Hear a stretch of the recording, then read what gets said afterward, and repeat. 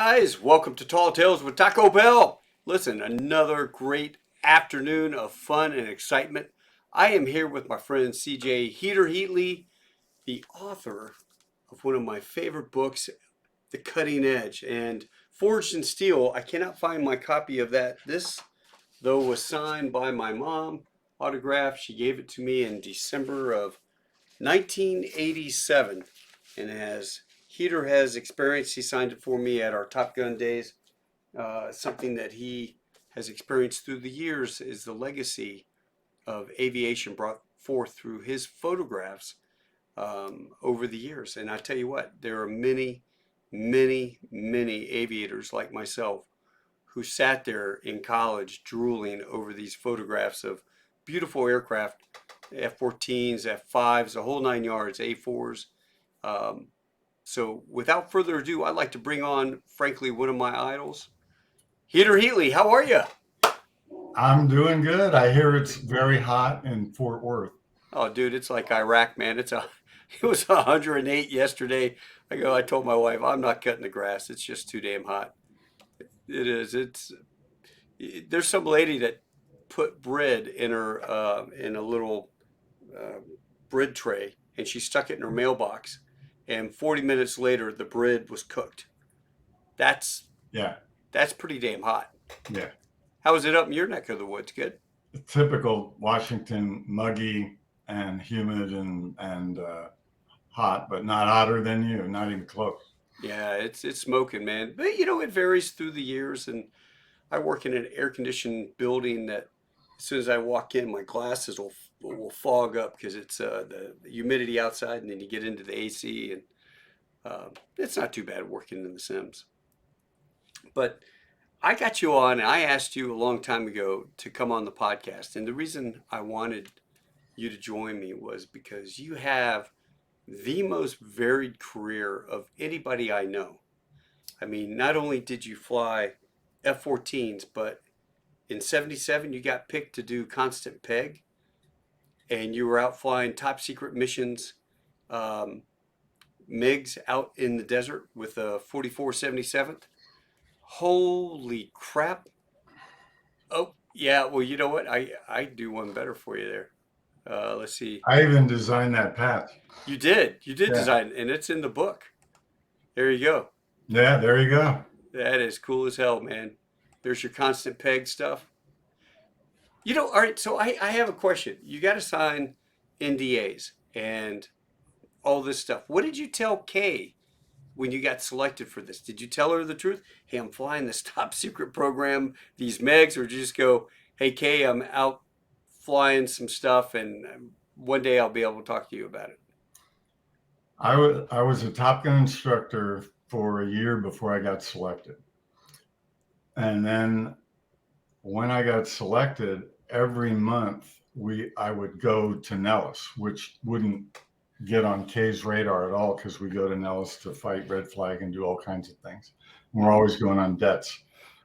So it didn't hit her until 2 years in the Top Gun, and I was done with the class flying against the MiG. In other words, every class we'd go up to Nellis and do missions against both vehicles. And I would fly both vehicles against all the class. So that didn't get on the radar. But when we got orders to constant peg, which was 78, Right. then we had to move to Las Vegas. And I did that full time every day. I mean, get up in the morning, get to the base at 6, get in either a twin engine Cessna and fly up to Tonopah or a T-38 or an F-5, and then fly 4, 5, 6 MiG sorties during the day, and then come back and debrief everybody who's waiting. So you get back at 6:30, and now you're debriefing till almost 8:30, 9 o'clock at night, get home, and then do it all over again. So it God. was a full day of flying and debriefing, and the cover story was I was an aggressor. So Right. I joined the 64th, had a 64th uniform, 64th patch, had to go through the 64th syllabus, become an instructor, and I flew with them once or twice a week to maintain the cover. And they had a bad formation accident, killed a couple F5 drivers, which is an interesting story on its own because the guy was trying to stay safe the night before at the club. So he was drinking tonic water, and the tonic water had a lot of quinine in it. And they were flying formation in the goo in New Mexico, and boom, two smoking holes right next to each other. And they think he got vertigo from the quinine, and Oh, I never heard of so that. that was amazing. So the locker I got in the 64th was somebody who just got killed. And now I have an empty locker in the 65th, and I moved over to there. So I ended up being in both aggressor squadrons and guys that had some bad luck. Mm. And so she could buy the cover story, although when the enlisted guys would come to the parties, they were all long hair like some Navy SEALs. So they were totally civilianized, even though they were active duty Air Force. And that was their cover. Well, because they lived out there, right? So they lived in town No, right no, next to you. they lived at home. Where the heck? I gotta turn this off. They lived at home in Vegas. They Uh-huh. drove up in tractor trailers, pickup trucks, sometimes private vehicles.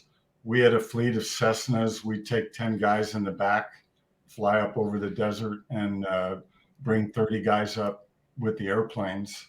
And Wow. the other pilots would fly up in T-38s and F5. So every day we basically took the Red Eagles to work, and there was places to stay, and some guys stayed overnight. And you got to remember, when I got there, we were the very first 10 guys, 10 pilots. There was no tower built yet. They barely got the hangar. Barely, we got the MiGs over from the old place where I was flying all the Top Gun missions before we moved to Nellis. And then we were in a Jeep with a handheld radio. So the Really? pilots who weren't flying were the tower operators in a Jeep halfway down the runway. And then we finally built a regular tower next to the runway, and we actually got some tower operators in there. Now, did you guys have to do OPSEC in terms of when the airplanes could fly because of the satellite coverage and things like Oh that? yeah, yeah, like crazy. Sometimes you would literally shut down a MiG, which had air brakes, and coast downhill down the ramp toward the runway, and they'd be counting down on the satellite coverage, and you'd open the hangar door and taxi. You'd coast a MiG into the hangar, and then they'd shut the doors, and then you'd hear the warning, and then the satellites would go over, and they wouldn't see you. So yeah, we Jeez. had to work around that and keep good track of it. And in fact, back to the security and when did Kay figure it out? One of my Navy friends spun in and crashed, and I was the guy that had to go get him in the smoking hole.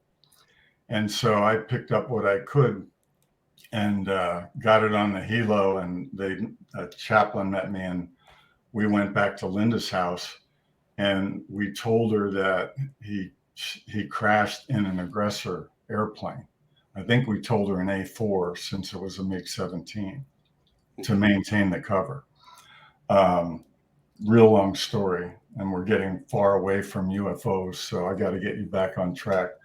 But me and the chaplain had to talk to Linda with two kids the same age as my two kids. Yeah. And of course, you know how those scenarios play out. It still gets me. So 26 years later, the Navy says we declassified the Red Eagles. They decommissioned them, and over a budget argument. And they said, we're going to give you a Navy admiral, I think a 3-star came with me, and you're going to tell her what really happened because it's declassified. And they said, do you know her? I said, yeah, we kept track. She's remarried, her kids are grown. So I got to fly to their house with the admiral, sit down, get them on Google Earth, show them the runway, show them Dogbone Lake, show them where we used to drive out in the Jeeps and be the tower operator, show them how we used to fly and play hide and go seek from the Russians. And I even showed them where he crashed and where I picked him up. Yeah. And they didn't know what a MiG-17 was or MiG-21. So you're on the computer showing them the where. And then I showed them all the airplanes and told them how important the mission was. And they had a lot of questions about their dad. And so, I was able to fill in a lot of gaps. We went, I think it was 4.5 hours. And that the admiral told me it was the most impressive thing he'd ever seen. That's tough. And Yeah, that's a tough there thing to was do, though. there was something, but she didn't find out for 26 years, and it was only then that I was able to tell Kay. So she never knew. She knew something was going on because you don't have troops with long hair, and you don't have the kind of hours I had, Yeah. and yeah, it was. She's good. Great wife. Yeah, Good supporter. yeah, Didn't try to breach it. That's awesome. yeah. Now, I titled this conversation Conversations I Had in the Cafeteria, I Overheard in the Cafeteria at Area 51. Because when you and I were sitting there having breakfast that morning back in May in San Diego, I remember, you know what? This is a guy that actually spent time out in Area 51. And all this stuff is getting declassified nowadays about UFOs and different things. And you hear podcasts left and right. Dr. Greer was just on Sean Ryan, and he's talking about we have man made vehicles, and then we also have extraterrestrial vehicles that they found in digs or, Antarctica or wherever and brought these things back. But we've been able to mimic some of the anti gravity devices. What was it like out in Area 51, and what can you tell us? Well, if you got there by ground from the southwest side, it was like going through the dark side of the moon with all the nuclear test craters. And most of us, especially in the beginning before I got moved up there, would go to Vegas, and they had a special airliner that flew into, it's hard to say it even though it's unclassified. I Well, I've mean, seen it. I know what you're talking about. It's a it white. makes me tingle just to say Groom Lake or Area 51 because we couldn't even acknowledge that. I mean, we called it the box because it was a box on the map. Yeah. I know it's declassified, and people are writing about it, and you can Google it and see pictures of where we used to work and all of our hangars. I'm just amazed. But when you're secret for that long and you don't talk to anybody about it, it's hard to break out even after all this time.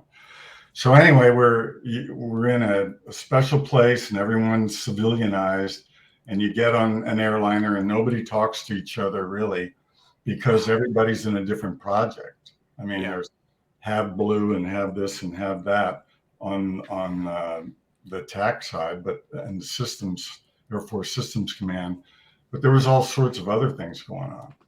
So no one wanted to say anything that would make them lose their job and get into a lot of trouble. Okay, because But at you're the not read airport, into whatever project no, you're not that ready. one guy's And by the doing. way, when they read you into things, they make it pretty dramatic. They'll say things like, the vice president isn't read in on this one. So not even the vice president knows about this. Wow. And then they go on with a lot of scary stuff, and then they brief you in. And they only brief you in so that if you happen to see one or see it while you're there, they've got you because you signed your name on the program that you're not going to disclose that. Mm-hmm. And so with that kind of compartmentalization, you can understand there's not a lot of talk about work at the airplane or even the cafeteria. However, what kept coming up was things like Papa Bear, Mama Bear, and Baby Bear. and you would hear these conversations. And as people got to know each other and trust each other more about, okay, I know what area you're working in, and I know what I can say and can't say. And sometimes me just being curious. Yeah. Find out there are three anti-gravity vehicles. They're supposedly hovering in a hangar. So of course, I take all my spare time searching high and low to try and find these things. Found no evidence of them whatsoever. And there were a lot of other things like that I tried to track down. Couldn't track anything down. Well, do you have the access to be able to even get into that if you did find it? Yeah, you would think even if I could get into the right hangar, you wouldn't get into the right compartment. But these things were supposedly pretty big, so I kept thinking, where would they be here? I've And heard then, other hangars built into the mountains out there. no, it's on Groom Lake. It's nice and flat. It's like you're in a gigantic moon crater. Mm-hmm. It was really neat. Nobody could see in unless they illegally snuck up and climbed to some of the mountaintops, and they tried to do that.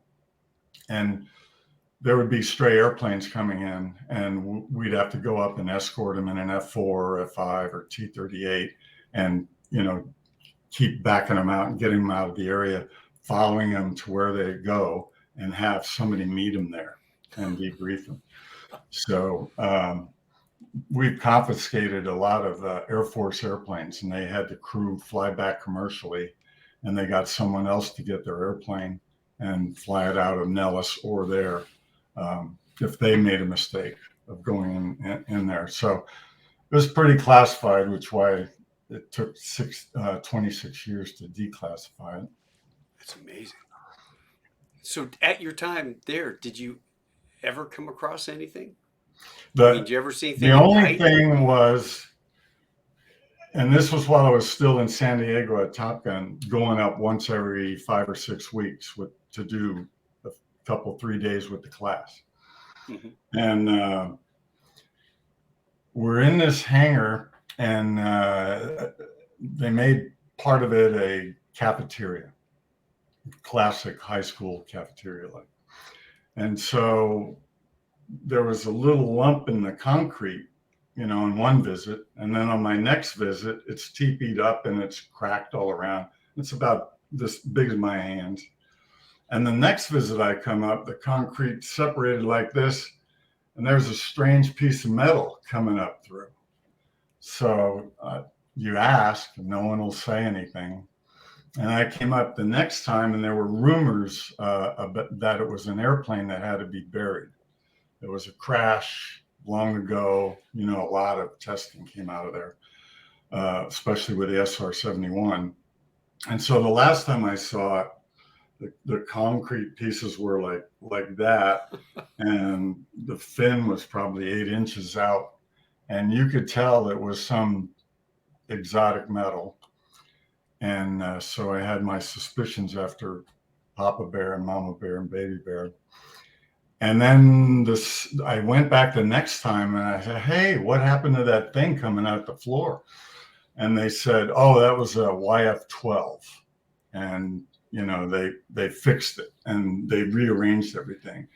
So the story was it crashed and the Soviet satellites were about to come over. And the best thing they could do was bulldoze it into the ground.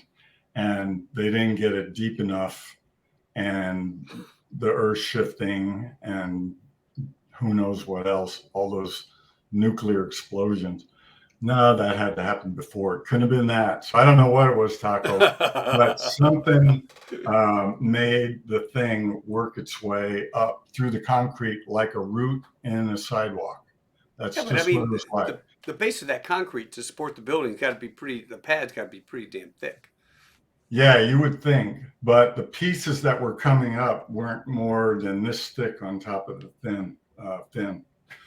And so I just never gave it another thought. I thought, okay, they had to bury a YF-12, and I get that, or maybe just the piece of the YF-12, not the whole airplane. Who What knows? did you guys have a I don't time know. limitation on you had to be out of off the base by a certain time or anything like that? Because I always read where they fly at dusk. They would do the test at night. No. Sometimes they would say, all right, we need you guys to put a helmet bag over your head and go in this room. And it would be a windowless room with a locked door. And then you'd hear engines and other things going on. We never put the helmet bag over our head, but that's what we were told. So, yeah, there were things going on that they would have to just make sure you didn't see. And vice versa. I'm sure a lot of them couldn't see what we were doing. A lot of programs there. So That's all right. So very interesting place to work. I And bet. super still, super quiet, literally tumbleweeds rolling across the sand lake and typical high desert, 5,000 feet, and beautiful mountains surrounding the whole thing. And I knew it was special. And so at the time there and when I was in Tonopah, I would just sit and tell myself, look around, listen, remember everything you're seeing, because this isn't going to happen again. And this is really special. And so I have a lot of pictures in my mind that I'll never forget. It was really gorgeous. But it's Peaceful. not like you could have a camera out there at all. Oh, yeah, no cell phones were invented in the mid 70s or late 70s even. And no cameras. You're in a camera, you're going to be making little rocks out of big rocks in Fort Leavenworth. Yeah. That's why I got a chuckle of Top Gun when Tom Cruise gets on his motorcycle, leaves his hangar open, right? $1 million Mustang and all his tools, just leaves it open, drives his motorcycle down the road through a dirt road, waves past the guards on this highly secure base, right? Just says, hey guys, and then cruises on, drives his motorcycle with rocks in the wheels, in the treads, through the ramp. Now he just fought everything into the hangar of this highly classified uh, SR-71, whatever they called that thing. And to me, I was kind of like laughing. I'm going, first of all, he would get the anal probe at the gate by the guards every single time. Here's my ID and mask up and the whole 9 yards. Then they'd have to do a FOD check. No way he could drive that motorcycle on there. But how was it? Yeah, you're actually not right. You're right about everything, but you got to remember there's boundaries to the classified areas. Uh, So it's not like you're right next to Vegas and this is everybody in the world, and right here is top secret trigraph stuff, SEI. Um, you're already in layers of security. So people do go in and out past guards that oh, they're really? used to seeing and you're used to seeing, and like, hey, Hater, yeah, so because there's no real other way to get there except the road past the gate or an airplane in. Mm-hmm. And there's so many levels of security beyond that he could have easily gone from a secure place to another secure place on that little trip. It Oh, didn't look like a public road, but it's just a movie. yeah, I know it's Movies Hollywood. It's are fun. Hollywood. It's just that kind of little stuff makes me laugh. As a military Oh guy. yeah, yeah, yeah. But I always thought of spaceships as a pilot, 10,000 hours more or whatever in the air. I always wanted to be the guy that saw a UFO. Ever since I watched Project Blue Book as a kid and they chased UFOs around, I want to be the guy to get a photograph of one. And then I started thinking, you too, yeah. Oh man, my whole life, yeah. And then as more and more of this stuff is coming out, it started making me think, what if we've gone 110 years from the advent of aviation, pretty much, right? 115.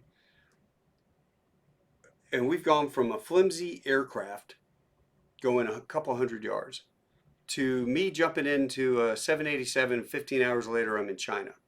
Or you in F-14 or F-18 or, all the airplanes that we have now.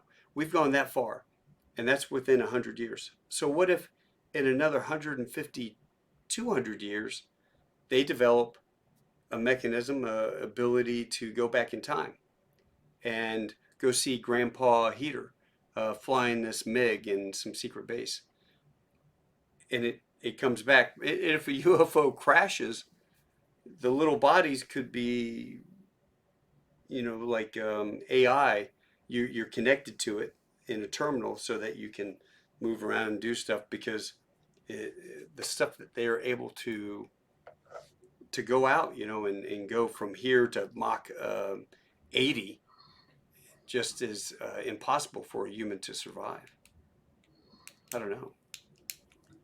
Well, you know about my two friends, which is, I think, what you want to talk about. Yeah, yeah, yeah. Talk about Um, that. so they didn't need a time machine, man. I'll tell you about both of them. One is I met, became a pretty good friend, saw him every day for 6 months on the movie. He's part of the crew. And after he got to be pretty comfortable with me and pretty good friends, and he realized I was open to things, and I might have even brought it up, or he might have teased me. And all of your flying ever seen a UFO? Mm-hmm. And then I kind of sensed there was a reason he asked me that. And it turned out he was abducted 7 times. So he had some interesting stories, but most of it was about being totally submissive, having everything happen, being probed and studied and everything else, and getting back huge lapses of time in his life, knowing that it would happen again. And by the way, when I tell my other friend this, his hair, when I'm in person with him, every time I tell him the story about the Top Gun guy, he gets goosebumps and his hair stands up. And then he starts getting goosebumps all over his body. And then on his back, he can hardly stand it. And his hair starts standing up. And he Wow. doesn't know if it's a defense mechanism or if it's conjuring up something in his past that I'll tell you about that happened. But that's the reaction he gets. Mm-hmm. And just the other day, I was talking to him on the phone to make sure I had my facts right from the stories. And he said, stop. I was 5 seconds into telling him a story about the abduction, and he couldn't. He said, I can't take it. And everything I just told you was happening to him, and he wanted me to stop. So I did. So anyway, we got this one guy who wouldn't go a lot further, didn't seek publicity, never told anybody, the public, about it or anything else. He just is resigned to the fact that they picked him and they're going to probe him throughout his life. Why do you think he got picked? I mean, I did he have ever get no a idea. feeling of And why he was I have selected? no idea, and neither does he, but it's enlightening to hear about this other couple. So the guy with the goosebumps that can't stand it, in 1982, he's in a townhouse development, Mm-hmm. and he's in the second floor with his wife, and they're putting the kid down, year and a half, and he feels like a resonance, and he can't figure out what's going on. He's just kind of resonating, and then the walls kind of vibrating. So he looks out the window, and there's just townhouses everywhere out in the suburb, and he sees this giant object, and by giant, he knows what an aircraft carrier looks like. Mm-hmm. He said it was as big or bigger than an aircraft carrier, and it was circular but oblong, smooth all the way around. There were no angles, no divots, no nothing except for 4 lights in the middle. And as he's looking at it, maybe 100 feet, high off the ground, Mhm. barely above the trees in his neighborhood and above these 3-4 story townhouses. He sees that it's moving real slow. So it's cold. It's in Pennsylvania. It's near Lansdale, near where I grew up and where I played baseball all over there. And he grabs his 14-month-old Megan, and he and his wife go down. Says, "Come on out. We got to look at this." They end up outside in the cold winter of Pennsylvania without any jackets, Mhm. and they're oblivious to it. And they're looking up at this gigantic thing. And I even asked him, I said, well, an aircraft carrier is 1,000 feet long. Are you talking like 40 townhouses wide? That's like 2-car garage townhouse. Yeah. You're saying that was that long? He goes, at least that long, maybe more. And I said, well, what happened when you got down there? And he goes, we got underneath it and we're looking at it standing in the middle of the street. And the only reason we can see it is the upwellings of the light, the street lights and the house lights. So that's bouncing off the ground and it's only 100 feet above them. And it's massive. And they're looking at it. And the only way they can tell it's moving is the 4 lights that are in the middle. Yeah. And I pinned him down on that too. He said maybe 2 townhouses wide for the lights. He could see them moving about as fast as a person can walk. So they're watching this, holding the baby, and it's going, maybe getting a little faster and maybe a slow jog, and it's going away. And then a neighbor comes out and says, what are you guys looking at? And they're like, that. And so the neighbor comes out and looks, and by that time, it's far enough away that it looks like a pancake.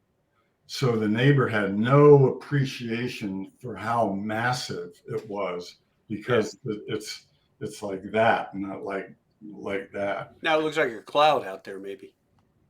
Well, no, it was definitely a metallic object. Oh.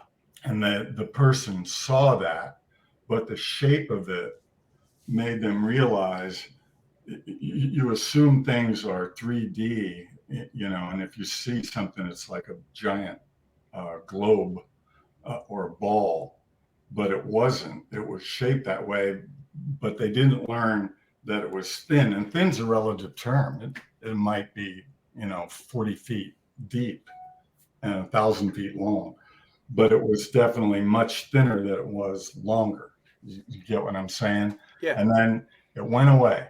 So he walks into the house, calls the cops, and says, has anyone noticed anything interesting tonight here at the blah, blah, blah? And they said, no. Do you want to report something? And he goes, nope. Nope. And so he never told anyone about it. And it was him in 1998 that was in his room, and the kids, by now he had a couple of kids and his wife, were in another room, and they saw flashing lights coming out of daddy's bedroom. So the kids go in to see what daddy's fooling around with, and he's sleeping, but there's lights flying around the room, orbiting about around him. I think most of them were white, but there were multicolored lights. And I asked her how big they were because the kids said, Mom, come and look at this. Uh-huh. So Mom comes up to the master bedroom, opens the door, sees her husband in bed, sees lights zipping around the room. And I said, like Tinkerbell lights? And she said, no, they were the size of baseballs, like a regular light bulb, but they were a ball, and it was a ball of light. It wasn't an energy source or a glass globe or anything like that. It was just light as far as she could tell, and it was going all around the room. And for some reason, she would not enter. She feels like she wasn't allowed, it wasn't supposed to, but it didn't occur to her to go in the room and wake him up. So she just stayed there, shut the door, and they all went back to bed. And when he woke up, the kids were upstairs, and they said, "Dad, what was all those lights last night?" He goes, "Lights? What are you talking about?" "The lights." So he goes downstairs to get his coffee and ask his wife, "What are the kids talking about?" And she said, "Oh, yeah, you had lights in the room, just circling your bed, round and round." And he's like, "Why didn't you wake me up?" And I don't know. Never occurred to us to wake you up. So then he shares the dream he had. And the dream he had, he was in the kids' bedroom and he was looking at the kids, and there were two 4.5-foot blue people with wide eyes and a nose that reminded him of a toucan. It was a big nose, and he used the word toucan, so, which sounds more like a beak. But he said it was a nose, and they were blue. And they were in his dream, and they were interacting with his kids, and he was looking at them, and he couldn't make sense of it, and he thought nothing about it until his wife told him about the lights circling his bed in the room. So a couple of years later, he has a thing in his arm, and he fools with it, and after a couple of days, kind of like that thing coming out of the floor, a little piece of metal poked out. Yeah. And when it poked out far enough to grab, he just grabbed it, and just like his wife at the door, threw it away. And he kicks himself to this day. Why wouldn't you save it? It was some weird exotic metal, didn't know what it was. And now he's putting two and two together, and he thinks it had something to do with that. So you're ready for the wife story? Yeah. Same couple. So she, and I talked to them, and they might talk to you about this. They're 30 plus years as elementary school teachers. Right. Salt of the earth. I mean, grounded, credible, reliable, responsible. I've known him for a long time. My baseball teammate. I mean, whole 9 yards. Tournaments together. Been to their house in Arizona. They've been here and all that stuff.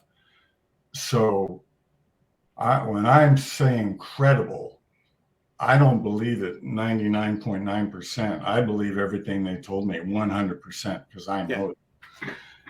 And so she wakes up, and they both wake up together, and she's in a pink nightie, and she is covered in mud. There is mud everywhere, back, front, shoulders, arms, legs. So they look in the bedroom, and there's no mud anywhere. So they go to the stairs, there's no mud. They go downstairs in the entryway, there's no mud. They can't backtrack where the mud came from. They open the door, their front lawn and their own stuff isn't muddy. She's covered in mud. So she has this vague feeling, kind of like my Top Gun friend, that something happened and you're half awake and it's half in a dream. You don't know whether to believe it or not, but you kind of know it happened. Is the way he feels about it, and he knows it's going to happen again. But she knew something happened, and what she thinks happened is they abducted her husband. And she went to go find him. And they interceded, and neither of them can explain where all the mud came from. That's weird. that is one thing that is totally inexplicable that they tried to do all the forensics they could on and couldn't get anywhere. So that's yet another experience that that couple has had. Okay, so he gets abducted. Does he remember or have any feelings about what they wanted, what their intentions were? Did he feel Neither afraid? the guy in Top Gun basically told me that it was monitoring and observation. He just felt like he was some guinea pig in a science experiment, that there wasn't all the kind of stuff you hear about. And he didn't have a lot of details. He couldn't describe what they look like. Um, he just knows that he's got 6.5 hours here or 8 hours there that are missing, and other people confirmed he's missing. And then he comes back and he has all these memories about, being up there in a ship, getting examined on a Now, tape. And so that's the Top Gun friend. like physically, your whole body disappears, gone, poof, Oh yeah, not in this yeah. conscious. They take Yeah. your body, and so um, with this couple, he says he's never seen them except for the two blue short people in as wide as a fire hydrant, um, in a dream. And that was the night the blue lights were going around, and that was in a dream. So of course he wonders, was it really a dream or did I see that? Mhm. Um, and now he just remembers it as a dream.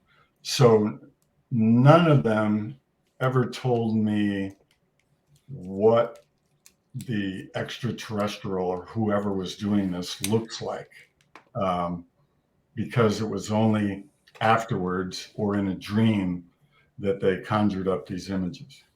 Wow, that's amazing. I mean, I don't think I personally would like to be abducted, but it always makes Oh, you look, wonder when what are they we were doing? growing up, I think they knew about two galaxies, us, Milky Way, and Andromeda, right? Yeah. Two galaxies. They didn't even know. They thought they had 100 million stars in them, And come to find out, there's over 2 billion stars in a galaxy, some much, much more. Yeah. And a lot of the millions of bright lights we thought were out there, they're not stars. Each one of them is 2 to 5 billion stars. They're galaxies. So we know there's over 2 billion galaxies. Think how many there really are. That's just known. So when you start figuring out the number of planets that are in the Goldilocks zone for that many stars, and I haven't even figured that out, you'd Hmm. have to go 2 billion times 2 billion and then figure out all the planets around each one of those stars. I mean, the odds that life are out there are off the charts. The Sure. question is, how do they get here, and how do they get here in time, and what do they Right. want, and why are they doing probes, and why doesn't somebody like me, who wants to see them, who's a professional with a camera, who's scanning hundreds of millions of cubic miles with my radar and instruments and eyeballs and cameras. When I took pictures of air to air, I'd Yeah. always look to see if I just happened to catch a UFO in the background somewhere. Hundreds of thousands of slides, never once. Well, you know, And then this guy goes out and sees the tic tac, and the yeah, other I one, interviewed him. it goes in the air, down in the water, and all these other things that are happening. And I wish I would have had a shot. I wish Dave, they'd take me, but it never happened. so Dave Fravor, call sign Sex, he was a Marine, enlisted Marine, went Naval Academy, Top Gun grad, squadron CEO. And he's out there with his wingman. They take off and they go fly looking to do an intercept with two Marine F-18s. When they get, hey, knock it off, real world, turn right, hitting. 270, you guys gonna go look at something. And he's sitting there cruising along, and it's like 15 miles, 10 miles, 5 miles. What's the term for the closure? You're there, merge plot. And he's looking around like, where is this thing? He looks down, and he sees what he thinks is a fuselage of a 737. He said it was about as big as a 737 in the water, with Right. water lapping up on it. And then what looked like little helicopters flying over it, but they were moving around erratically. And he goes, that doesn't, this helicopter thing doesn't look right. And he's got his wingman, and he's like, hey, do you see this? And she goes, yeah, I see that. What's up with that, skipper? And he goes, I don't know. I'm going to go down. You stay here. I'm going to go down and look at it. And as he started going down, he goes, that's when it felt like this thing that was sitting there hovering around the big object all of a sudden now had its bead on him. And as he's coming down, this thing came up, and they got into the circle. And he just says, I'm tired of this. His guy's in the back trying to get him. He's being jammed, and he can't lock him up. He can't get him on the flare. He can't do it. And Sex goes, screw this. And he cuts across the circle as they're sitting there doing this. He cuts across the circle, and as soon as he did and got up to it, the thing just went, gone. He goes, I've been behind airplanes. They go afterburner, and I'm slow. They just disappeared. This thing literally was gone. And the ship goes, hey, you won't believe this, but it went up to 80,000 feet, and now it's come back down over top of your original coordinates that you were supposed to meet up with the F-18s to do the dogfight intercept on. So now turn back left, go over to this point. He goes, we went back there, we couldn't see it. So that's one friend. Then I've got my old flight school instructor who got out of the Marine Corps, and he became a customs border guy. So he's flying. It's a twin engine, almost like a ATR type aircraft, and it has all the sensors, and they've got flares, and they've got operators in the back, and they're doing all their drug interdiction work.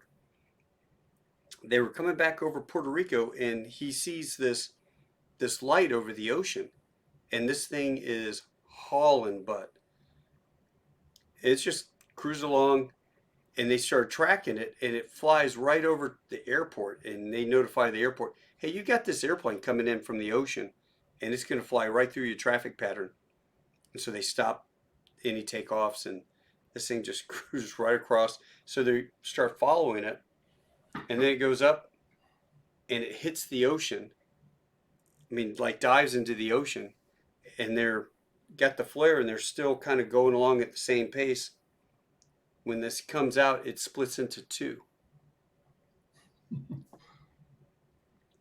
I And didn't hear then, about that one. yeah, it took off. I sent you, didn't I send you the links to the YouTube? It's something something Puerto Rico UFO, and they leaked it. They leaked the video, and the customs guys were like, no, you can't release that stuff. And somebody on the crew put it on YouTube, and so it's cat's out of the bag now. But And it yeah, shows it going into two. yeah, Wow. it hits the water, and it's traveling underwater, so it's able to navigate between air and solid ocean. And it just went underwater, and then was going for about maybe quarter mile, and then popped back out. And when it popped back out, it split into two, and then they took off. So whether it rendezvoused with one underneath, and then they came up together and then split, or that individual one split into two, it's kind of interesting. And then you see the F-18s off the East Coast, and those guys they're like every day, daily intercepting these triangle looking deals that are Oh flying yeah. around. Yeah. And they get the video of that. So um, when Dave landed on the carrier, as they were leaving, the other crew going out and grab the airplanes was going to do another intercept. He's telling the story about what happened, and the NFO or the Wizzo in the other airplane goes, "Hey, skipper, I'm gonna get that thing," and he goes, "Yeah, right." And sure shit, he did. He was able to lock it up, and that's where the Tic Tac video came about, because that guy was able to lock it up on his camera manually. Pretty good, I heard. So yeah, it happens all the time. Now, we used to poo-poo people that claim they were abducted, UFOs. You're crazy. Airline pilots who saw them, or anybody that saw them while they're out flying, they never would admit it. Hey, I don't know what the hell that was, but I think we'll just keep that quiet. But now the truth is out there. I believe it's there. Now, I'm not a nutso. It's been proven. There's stuff that we can't explain, and there's probably stuff that we have, or we've reversed engineered, man-made, and we're out there doing our anti-gravity deals, which is it's just crazy. I wish, Dr. Greer has a deal. He was talking to Sean that it's another entire secretive government that would make the conspiracy theorists just go crazy. But they have their own navy, they have their own air force, they got their own hit teams, they've got unlimited budgets, they have the ability to regenerate limbs, they can listen to a conversation halfway around the world instantaneously. Um, they can shut things down. I mean, it's just an interesting concept. Yeah, but have you ever thought that if we have that and access to that, then the Russians and the Chinese and other countries do? I mean, aliens wouldn't discriminate. They would crash land or be found all over the world. And so if we have that, then they do too. And if we have all that stuff and access to all that technology that you're talking about, why did we end up with an F-35 and they ended up with an Su-57?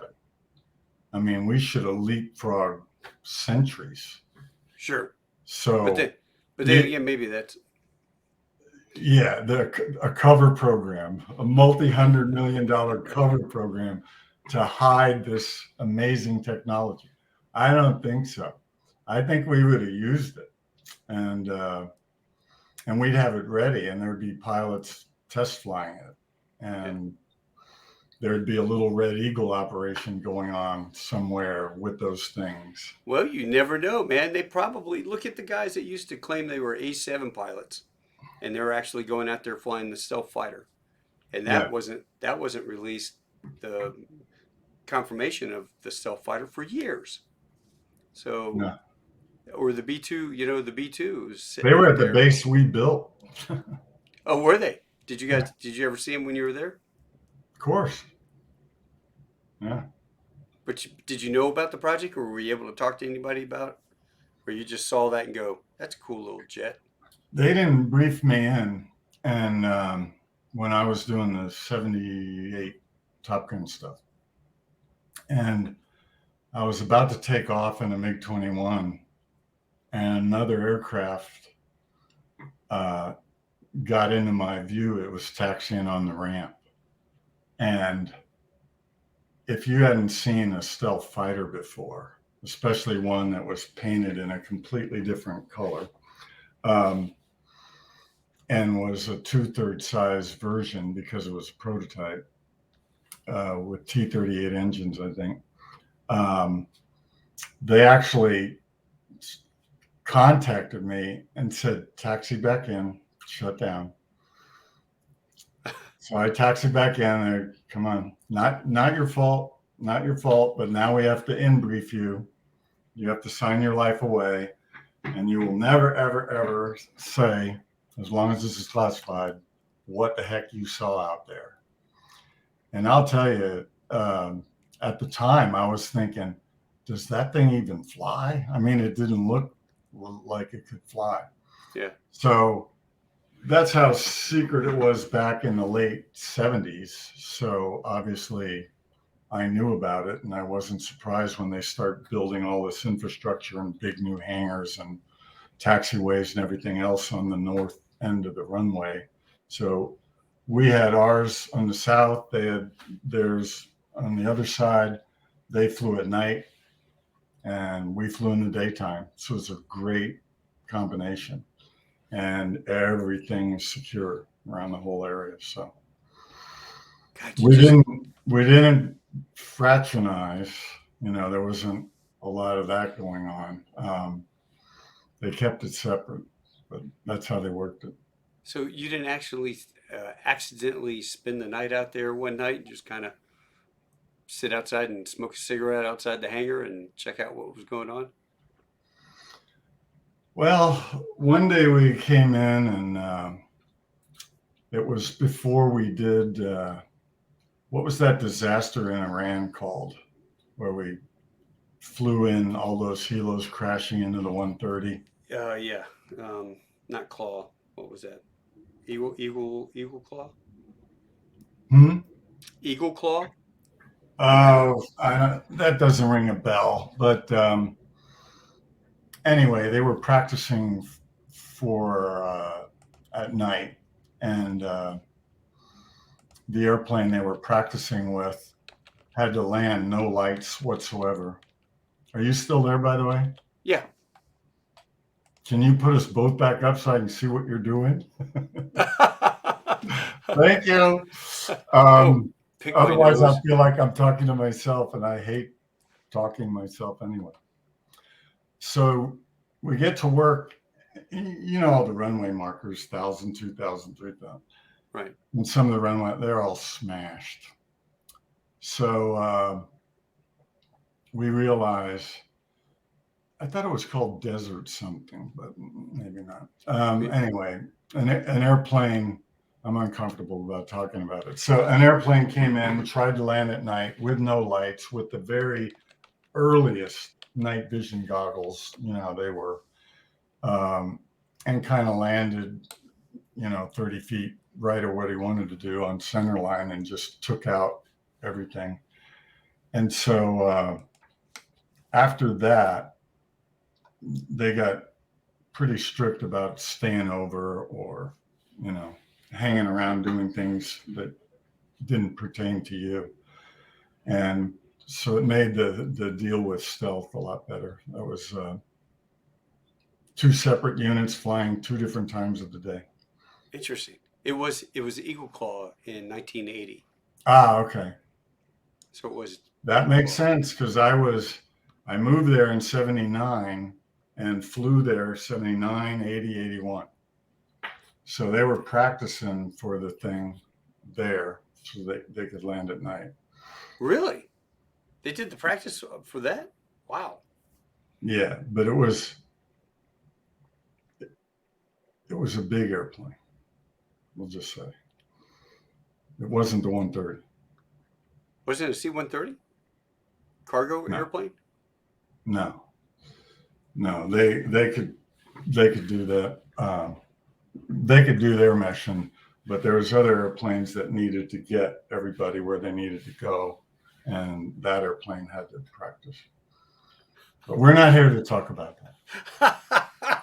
Now you got me interested. I know yeah. It would have been better if it was a UFO and we couldn't explain it. There are a lot of interesting things. Here's just a 1 minute tidbit. We ended up with a lot of birds on that runway. Right. So, I mean, desert birds are flying all over the place. Ask Sully what happens with birds. So, we're doing shotguns, we're doing noise, we're doing visual things, trying to keep MiGs from getting spotted.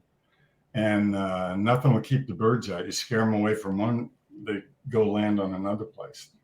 For some reason, they like the runway better than the desert. Hmm.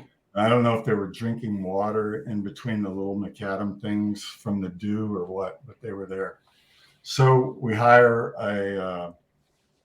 what do they call the guys with hawks?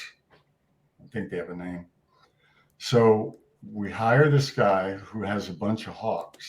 Yeah. To clear the runway. But that's not the point. The point that I found fascinating, because I'm one of the Cessna drivers, holds 11 or 12, and twin engine Cessna, and that's how we get back and forth.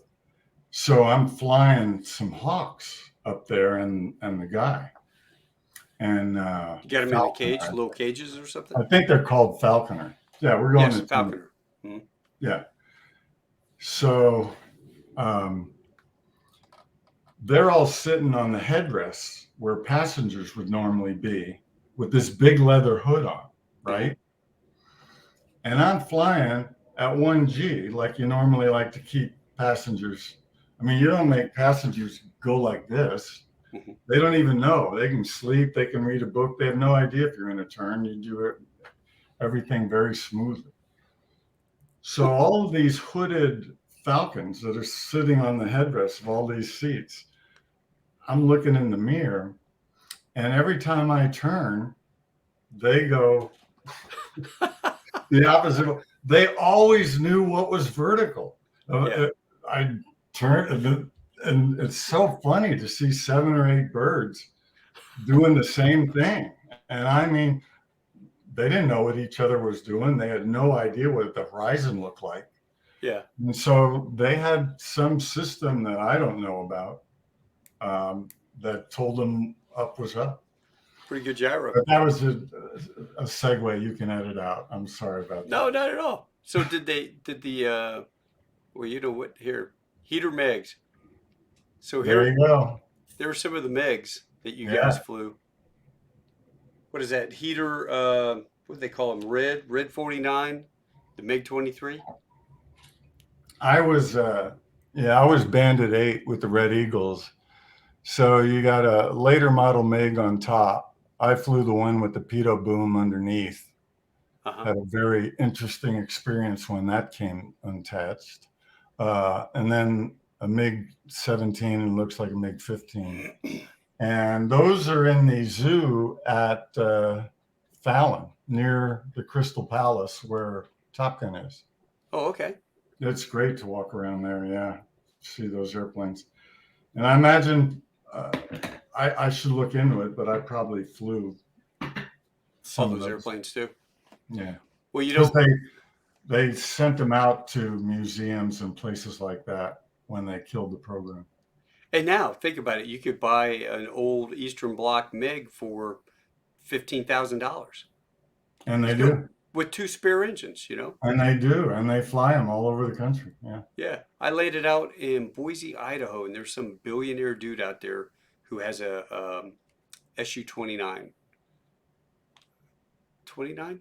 Yeah. Yeah, he's got a 29 and he flies around the pattern. We came in and the guy landed. He was in the pattern as we were coming in. I was like, that's cool. That's beyond rich though, to have that thing. Right. You Right. know, next, I've got to have you back. I want to talk about this. Look at that stud sitting there on the left next to Goose. Drink Well, a let lot of beer. everyone know that those bottles are there because Tony Scott himself placed those bottles there as a measure of time. No bartender would leave them there, and I would never drink that many beers. But when Maverick and Charlie go to the bathroom, Yeah. um, this is the difference between when they left and when they come back. And right before they came back, he wanted to show that all this time elapsed. And I Yeah. remember telling him, Tony, they're only gone for 3 or 4 minutes. I know the script, I knew the dialogue. Yeah. And he didn't care. He gave me that look like, you do your fighter pilot stuff and I'll do my movie stuff. And he put all those beers there to show that time had passed. Uh-huh. But I got to sit next to Kelly McGillis for 2 days in that club with my photo in the background and next to Tony Edwards, and we filmed that scene there. Did you get to keep your photographs, the large ones in the background? No, I don't know what became of them. I know that the San Diego Air and Space Museum did a whole wall, like 120 feet of photos like that, all rear projection slides, transparencies with lights behind it Uh-huh. in gigantic black boxes. Um, so Well, I love I this. do not know what happened to that one. I would have liked to have kept it. That painting is phenomenal. You want to talk about? Yeah, well, yeah, but you got to wrap this up because Yeah, I think people are getting tired. Yeah, that's great. Go back and forth because they're different ones. Now go to the first, keep your eye on the glove right now, and now go to the painting. So more of what's the cool Nomex. is it's kind of like getting to Photoshop your iconic photograph that you were lucky enough to get in 1983. Yeah. And actually, I shot it, I think, in 82. It ended up in California Magazine in 83. Everybody knows the producer saw it, said that looks like Star Wars on Earth. That's our next movie. And they told me that personally, by the way, too, and as well as in a lot of interviews. But um, the airplanes didn't have the normal loadout. So I didn't have a winder on that side, and the airplanes didn't have two, two, and two. So had a modeler, a really good modeler, build a model for us with two, two, and two, and we had that in the studio. And I had him put two, two, and two on the aircraft. And I also see there's no winder there on my Yeah. right shoulder. And a lot Got of it. people think that's me, but it's my Rio. Right. And that's a Top Gun patch we added, which is cool. And the glove, go back and forth between the first one, now the second one. Yeah, So it's a little darker. yeah, it's in the shadow of the canopy bow. Uh-huh. So I never really liked that. So I said, go to the painting. I told Russ, let's take that canopy bow and make believe I traveled a little with the airplane. And now the sun puts the shadow in the Rio's lap. And now the hand is exposed. Uh-huh. But he didn't have anything to draw from. So I grabbed a wooden spatula, put it in my gloved hand on my back deck, got it at the right angle, and then I shot a picture of it and sent it to him. So the cool thing is in this painting, that's literally my glove and fingers and thumb that he used. And a lot of nice detail with the mask and all the fittings and fixtures. And there's a couple little things. I didn't want to go crazy, but go back to the other one, the original. I'll show you a couple little things. Not that one, the other one. Okay, see above my hand that awful reflection on the canopy between the airplane and my fist or his. Oh, yeah. Mm-hmm. So now go back to the painting. So that was a tiny Ah, thing I thought was distracting, and I didn't like it, so we got rid of it. Back in wow. the day, I would have photoshopped it out. No one would have ever saw it. Yeah. But you can see how accurate and authentic the picture is. Most people don't even know there's a difference. I mean, some people see the glove, but Yeah. When they Russ did a really good job. He was high fidelity to the painting. I mean, yeah. to the original photo. Oh, that turned out fantastic. That was really cool meeting him too. Yeah, it was. Yeah. I tell you what, man, this has been good, dude. A hundred. Yeah, I will touch on some other stuff next time. All right. I can't thank you enough. Tell Kay I appreciate her letting me borrow you for an hour. And Oh, it's brother, my dog you have to apologize to. oh, that's why the one that you put Coco's been outside. trying to get in ever since we started. Yeah, I had to lock mine up downstairs. I'm upstairs in my office. I had to lock them downstairs in my bedroom on the other side because I get alerts on my phone when somebody comes up to the door and drops off a Amazon package, and they will go crazy. But kind of fun. I Well, thought people were commenting, but those are uh, emails to my wife on her uh, computer. yeah, no, we taped this unfortunately because you got to Oh, go that's on a right. trip. That's right. So Thank God. we're Yeah. taping this, and I'm just gonna play it on a Tuesday in about 2 weeks from now because I've got a couple lined up already. All But righty. hey, Great. man, Well, I great can't thank you seeing you, enough. Mitch. You too, Heater. You take Thank care, you boss. for making my first time relatively easy. Ah! Very first time. This is your first podcast? How can that be? I don't like the sound of my own voice. I Uh, y- feel weird about using first person pronoun in a long period of time, and I've avoided it. But now that I've known you a couple of years and we talk a lot, and you're such a good guy, and you know a lot of people that I know, I Yeah. figured, what the heck? Dude, you're so relaxed. We could sit and bullshit for hours. You know, what is it? What's the old motto? Be humble, you cool fucker. What was that? That was a fighter pilot mantra out there at Red Eagles, right?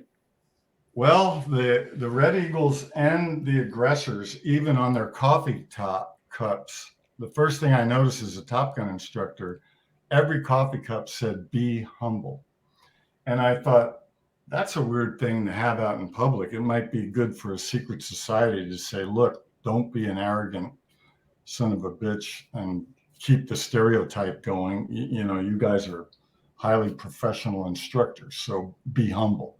But they put it out there in signs, plaques, coffee cups. That's cool. In Top Gun, you know, you obviously had to be credible, Hmm. but there would never be a Top Gun instructor like Ice or Maverick. I mean, you don't want anyone that's arrogant or sarcastic or talk down to you. You've got to be approachable and accessible, Hmm. uh, and you have to be credible. So if you're not approachable, then what good is all the knowledge you have? It's all about teaching and learning. Sure. So in a way, Top Gun's mantra, besides uh, "good enough is never good enough," and then it switched to second place is dead last, and no points for second place. Um, so it was always a relentless pursuit of perfection. So you had this culture of excellence, but it was always they they wanted you to be humble. Nobody ever used that word. Yeah. They wanted you to be approachable, um, so that people could learn from you. And did you And do so two we had tours? that in common with the aggressors, even though they did it two different ways. And did you end up with two tours at Top Gun? So you did initial end of the 70s up to about 80, 81. Then you did Red Eagles, then you went back to Top Gun. Yeah, you'd almost need another podcast. I had so many fit reps written during that time because, get this, I was always a Top Gun instructor Uh-huh. from 77 to 81.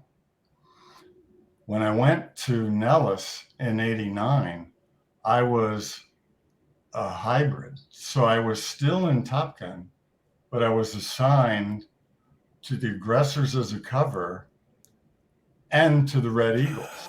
Oh, okay, So okay. the aggressor skipper was Was he your rating me, reporting senior? He was the and guy writing your fitness I reports? had I had two aggressor skippers in the 64th and two in the 65th. One of the aggressor skippers ultimately became my skipper in the Red Eagles. He actually came up there after that crash, because just like when we have a carrier, bump in the night, that skipper's gone no matter if he was at fault or not. So our terrific skipper uh, had to leave. They got the new guy in from the aggressor squadron, and then they got another guy. Um, so I had three Red Eagle skippers in the 2+ years I was there, Hmm. and I had at least two Top Gun skippers and four aggressor skippers in a 4-year period. And I flew airplanes for all of them and did the gun bets at Top Gun at El Centro every year, 80, 79, 80, 81. Best flying you could ever do, shooting a gun. Oh man, it was just every day, 2 times a day, counting how many holes there are in the banner. You know, Yeah. oh Well, man, here's a picture of you from Top Gun. That's your actual rack. I see Navy Com, second award. I don't know what the middle one is, and then you've got Navy Achievement. But did you ever get a award for your time with the Red Eagles, and you couldn't wear it because it was classified?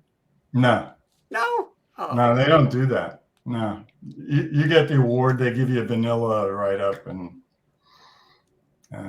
you can wear it. I mean, it's the same medals. Everybody, it's not like there's a new medal they fished out, and that yeah. No, no, no. like, But on what's the that ribbon? yeah, There, but on the award, they can't sit there and write, well, CJ flew 525 accident-free hours in a MiG-21 and 700 hours in a MiG-17 and 15 and did 3 dead stick landings, saving the aircraft and the taxpayers $500 million. So we're going to give him this meritorious service medal, but it's classified, you know. no, all they have to do is say it was an F5 or an A4, just like just like we told the widow, you Yeah, know, it was an A4.